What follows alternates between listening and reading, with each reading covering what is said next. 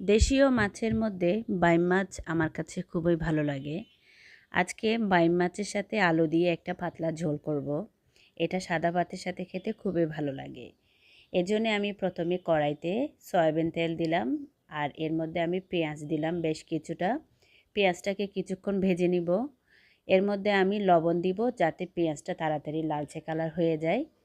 এবার এর মধ্যে আদা আর রসুন বাটা দিয়ে একটু ভাজা ভাজা করে নিব। সামান্য একটু পানি দিব যাতে মশলাটা পুড়ে না যায়। এবার মরিচের গুঁড়া, হলুদের গুঁড়া, ধনের গুঁড়া, জিরার গুঁড়া দিয়ে আরও কিছুক্ষণ মশলাটাকে ভাজা ভাজা করে নিব।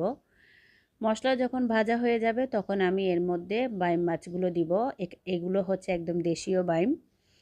এবার মাছগুলোকে কিছুক্ষণ নাড়াচাড়া করে আমি এর মধ্যে আলু দিলাম। আলুটাও কিন্তু দেশীয় আলু। এবার মাছ আর আলু কিছুক্ষণ কষিয়ে নেওয়ার পর ঢাকনা দিয়ে রাখবো। কিছুক্ষণ পর ঢাকনা তুলে আরেকটু নাড়াচাড়া করে এবার আমি প্রয়োজন অনুযায়ী পানি দিয়ে এটাকে সিদ্ধ করে নেব। আমি আজকে একটু হালকা ঝোল রাখবো, তাই আমি সেই অনুযায়ী পানি দিয়েছি।